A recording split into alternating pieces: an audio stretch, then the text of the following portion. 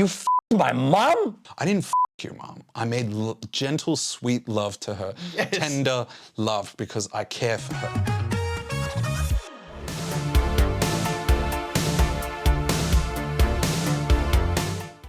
Hey everyone, and welcome to another episode of Movies Worth Seeing. Today's episode, we are reviewing Ricky Stanicky, starring John Cena and Zac Efron.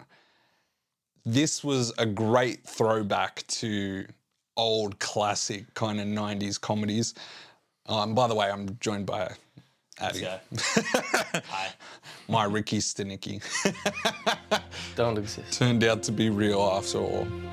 I was like a kid growing up, like, where's my friend? When will he appear? John Cena is known for telling everyone, you can't see me in the wrestling world. And here he is playing an imaginary friend to these three dudes that essentially have just always used this fake identity, this fake friend to get out of trouble. Because I want you to admit that Ricky Stanicky does not exist. But what a great concept. What a great idea to have a friend that you make up. You can just get away with shit. Yeah. How good is that idea? So apparently this movie was in production hell for ages. I even read a rumor that like Jim Carrey was going to play Ricky Stanicky years ago. Ooh, and that would have been good. I mean, like, I'm still pretty happy with what we got with John Cena. He nailed it. I'm a trained actor, you know. From all the wrestlers that transcended into acting, John Cena is by far my favorite. He's by far the best. He's the most exciting. Like, when I hear a new John Cena movie's coming out, any project, I immediately get excited when Cena's involved. A gig? Yeah, man. Looks like I'm free. That sensation used to be with The Rock, right? With Dwayne Johnson, everybody had that same feeling at the beginning, but I think because he's doing the same thing over and over and over again, and he's just become an action star that has no real depth to his character, that sensation has faded for Dwayne Johnson. Still escape from my childhood. What about Zac Efron in this? I feel like Zac Efron could easily sleepwalk through a movie like this, but he's not. He can do far more than what he's done with this movie, but I feel like the character he was given this didn't require him to go any further, which wasn't needed either for the movie. It was an easier home run for him. No, it's okay. It's okay. I think we'd like to see this. It still had all these dark kind of elements that are just kind of popping out of nowhere. Yeah. Like, I mean, you have this guy who's a complete alcoholic given this gig opportunity. Cena does a great job of coming across as really likable, and you're actually happy for him. You guys look at me and you just see another scumbag impersonator, right? Thanks for understanding, man. You're a good dude.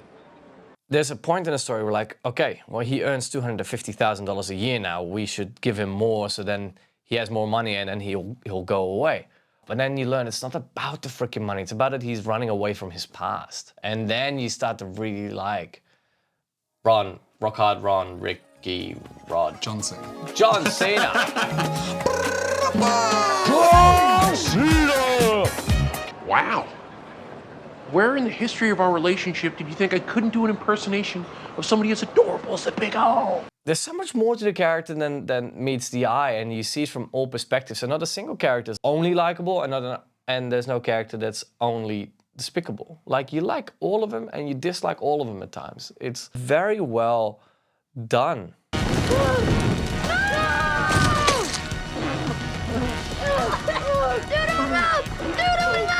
Great start, great intro to them as adults. Like, the movie does such a good job of not wasting any time fluffing about and getting straight into it. Why did these kids make up this story? How did they get away with it for so long? How committed are they to this lie? And what are they all using the lies to run away from? So, if he wants to let people watch him corn beef his wife's cabbage, who am I to stop him?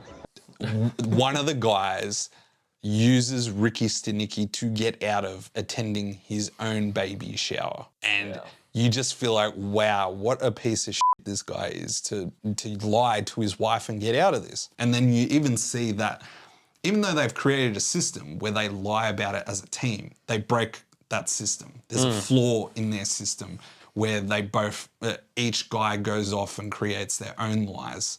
One of the characters who's about to be a new dad says he's read somewhere in the parenting books that you need to like hold the child. You know I wanted to be here for you for this. I wanted this more than you did. Oh, get that baby off that thing and give him to his mother. Oh, that is disgusting. No. It's dangerous to detach. Let him suck it out. It just goes that extra mile where it's so fucking stupid but so funny. And the conviction and seriousness of these actors delivering these lines just makes it so funny to watch. His he's got anal cancer. Anus. His I thought it was anus. testicular. It wasn't his testicle, and it's spread to his anus. Spread to his anus, and then they're like he had to get it cut off, and then they're like, so he has no anus now. That is the funniest shit. And then you got William H. Macy, another fantastic actor, just rounding out this cast. You're almost like, why is he even here? But he gets some time to shine as well, which is great. The air dicking. Got the stock footage. Every time he tries to make a point, it's like he puts an invisible penis in his mouth. But when he does it, it's like he's smoking invisible dogs. Oh my God, he is an air dicker. Yeah. You don't want to do any air dicking? The air dicking. Hey, you're double dogging it. Is the company that can do both. I feel like these movies always come up with a term that's like, and they say it like, oh, it's going to kick off a trend or something. Air dicking.